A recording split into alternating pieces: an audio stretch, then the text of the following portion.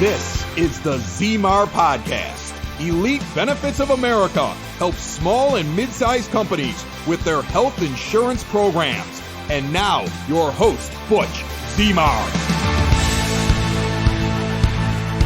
So let's talk about a 50-mile run. Back in 2019, I took the venture to try to say, hey, let's try to ramp it up. It was quasi a last-minute decision. I didn't sign up for the run until mid-year.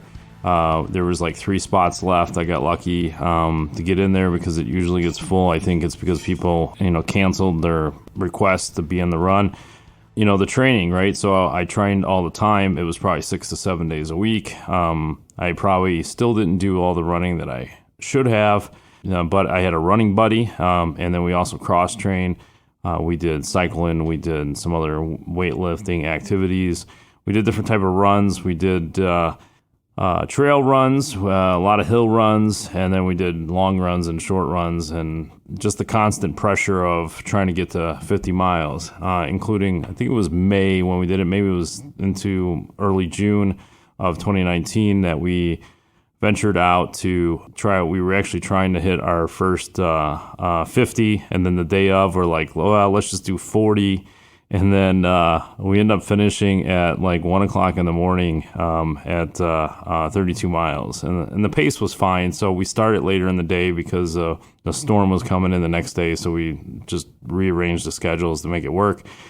And then we end up doing a recovery drink at the local bar because they were still open and they didn't have food. And so we end up having beer. But my whole point here is the consistency of training, consistency of scheduling, and just the perseverance to keep pushing through. I did the best I could based on the schedule. I still didn't do everything I could have, jump into 50 miles.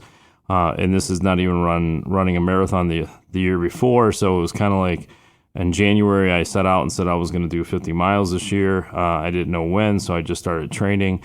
I didn't have time to do all the long runs, didn't have time to do all the stack runs, but I did do weekly training 6 to 7 days a week. Maybe part of it was lack of rest. It's hard to say because I do other activities with the kids. I do a boxing routine with another friend of mine, and so there's a lot of things that get in the way. Because even on that run, as much as I was consistent about things, at around 32 miles, some pain really started setting in. I made it to 38, and no self-doubt was ever coming into play, but it definitely the push through. I kept having to go. The pain ended up getting really, really bad. But again, there was no doubt in my mind I was going to finish this thing. It just took me a little bit longer. I eventually end up finishing it. I still have some redemption. They give you 15 hours to actually complete it in this one run. It's along the Hennepin Canal here in Illinois. And I made it in 14:59, and so 14 hours and 59 minutes, and so they give you 15 hours. But at least that was on the running clock. I wasn't there in the beginning, so I probably still had another 5 minutes anyways, but it gave me motivation because at one checkpoint they actually had the clock, and I was running short, and so I basically just ran the rest of it, which also reminded me in a lot of training is that if the pain of growth is still there, you might as well go 100% anyways, because the pain will be there at 100% or 30%. So you might as well just go 100%. It isn't going to change anything. So 2 years later, I tried to do the redemption run of I'm going to reduce it. And the goal was to actually go from 15 hours, and I wanted to get it between 10 and 12 hours. And based on past experiences with training, I should have been able to accomplish this. But this year, this is obviously 2021. I didn't run it last year. So 2021, we're opening up after COVID. All of a sudden, the kids' schedules just got super busy. The inconsistency of running really was there, and just lack of consistency was a big part of it. I did run. I did still train 5 to 7 days a week in some capacity. I did my boxing routine. I play hockey, so there were some sprinting exercises involved, but I didn't get any of the long runs in. So compared to the 2 years prior, I probably had, dozens of runs over 15 miles, maybe even half a dozen over 20 miles. But here, I only had one long run at 18 miles, and I had barely anything to scratch the surface, even anything over 10-mile runs. And I thought I was doing good where I would run, 15, 20 miles in a weekend. So throughout the week, it might be 30 miles to 40 miles, but I needed to get to 50 to 60 miles per week, and it just wasn't there. And I think that was my problem with the other one, where I needed to get to 50, 60 miles a week, and I was probably doing 45 to 55 miles per week. And so, and that's equivalent because I did some cycling so I could prevent some injuries. So I did equivalents of on a lot of it. We swam too that year. I didn't swim 2021 that much. So just the lack of consistency, and then just didn't work out the way as planned. So the 50 mile ended up being a failure, but obviously there's successes that were in it. There was a lot of learning lessons, not only just from the consistency and the training, but also the run itself. At 28 miles, I was pretty much done. I had some ankle issues that were really starting to bother me, and I was concerned because it wasn't in the muscle. A lot of the pain I had on the previous run was almost all muscle. I could sit there in a chair and I could rub the pain, right? And so it was all muscle driven. Whereas this one, I couldn't find the pinpoint where it was in the muscle. It seemed a lot more in the joint or the bone area, but. The good news is 24 hours later it was gone, so who knows, and it's never come back ever since. But so I had to walk from 28 to 32. It took a little while, but that's when we finally finished. But I tell you, it was one heck of an accomplishment to make it to 32, and that was still within a reasonable time frame. I still think that was roughly 13-minute miles, which is slow compared to some of the runners probably listening to this podcast, but I'm telling you that 13-minute miles in a race isn't all that terrible for busy lifestyles. And so anyhow, it was definitely a good run. It's just that there was a lack of consistency, which leads to, some of the things I'm going to talk about, but leading into, just compared to lack of consistencies in other areas, and then we'll get it back to the workplace. So I was a huge scuba buff at one time. I still love scuba, just the kids' hockey schedule gets in the way. But we did very minimum, like quasi scuba expeditions. It's more of just a bunch of buddies and said, hey, let's go do this, and this is what we're doing. But on a bigger scale, there's scuba expeditions happening all over the world at any given moment in time, whether it's photography, videography, shipwrecks, or research and development, or some experimental stuff. And so a lot of the time, or almost consistently, 100% of the time, everything has to be consistent. So the training has to be consistent, equipment and gear has to be consistent. It becomes a little bit more cult-like, and some people rebel against that in the scuba industry, but from a big perspective, you need consistency to get the results. And the results are obviously what you're looking for.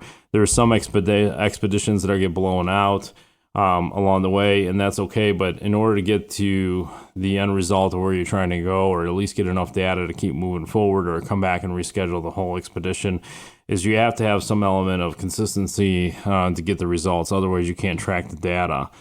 And consistency has a lot more to do than just like doing things on a repetitive basis. It has things to do with communications, and they have control and chemistry, and there's all these things. It could be trust and morale, number of things that go into it. For some hockey players that are listening to this, don't quote me on the year or the program, but there was a program. It was a number of years ago, maybe 15 or 20 years ago. I don't remember the exact time frame.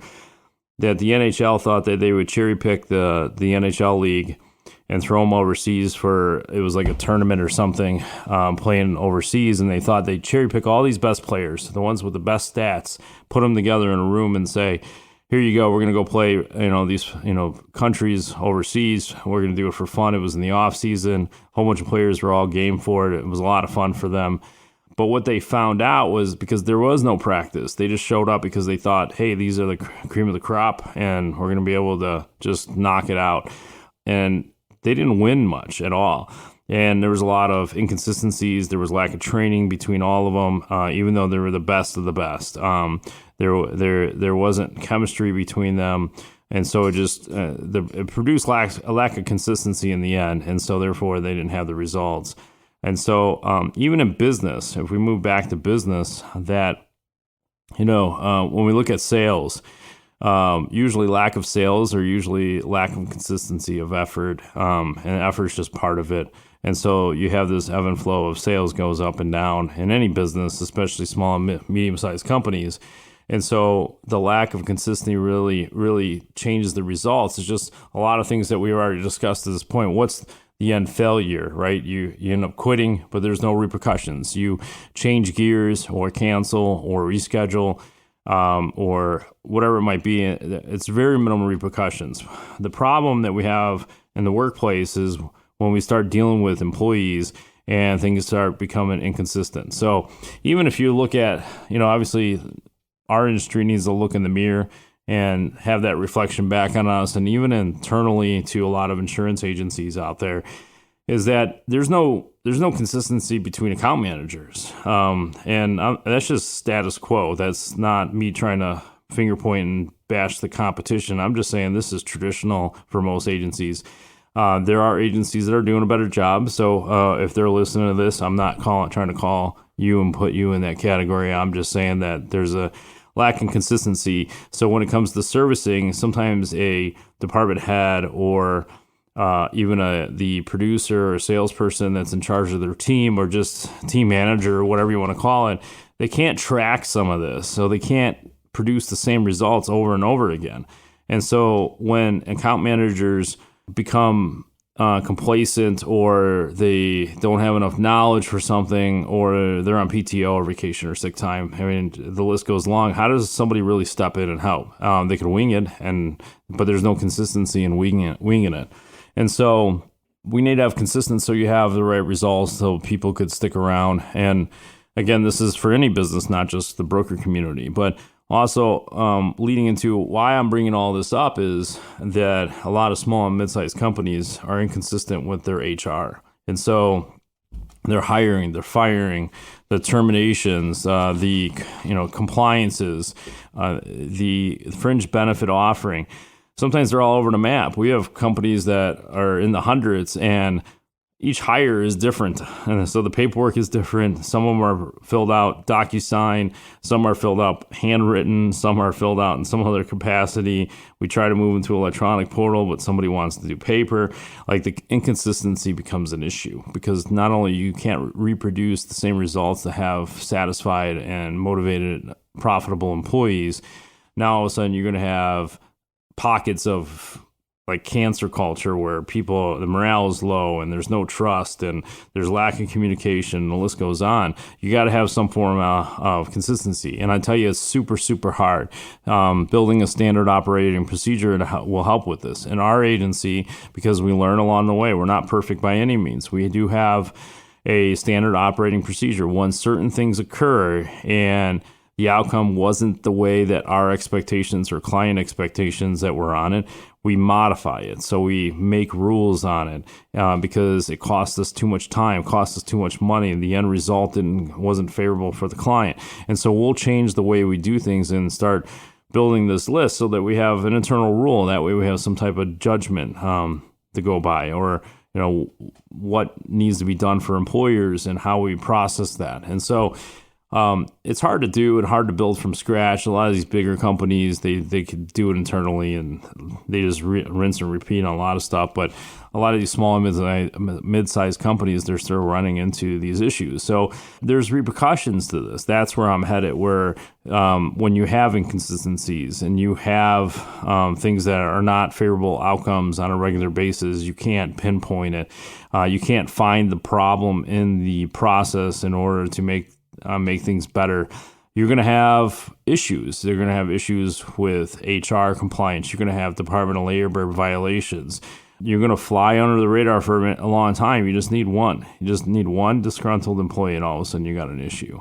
And so for sure, you got to keep things consistent, and then make sure it's up to speed. Keep fine-tuning it every year. You're not perfect. Nobody's perfect out there. And so you have to just keep fine-tuning and adding it, making changes, so that you become a little bit more consistent. You hire regular in a certain way. You fire in a certain way. You offer the benefits. Everybody has to do it a certain way. It cannot be winged or just thrown at the wall and seeing if it sticks, or overlooked. And so otherwise you're going to have some financial issues.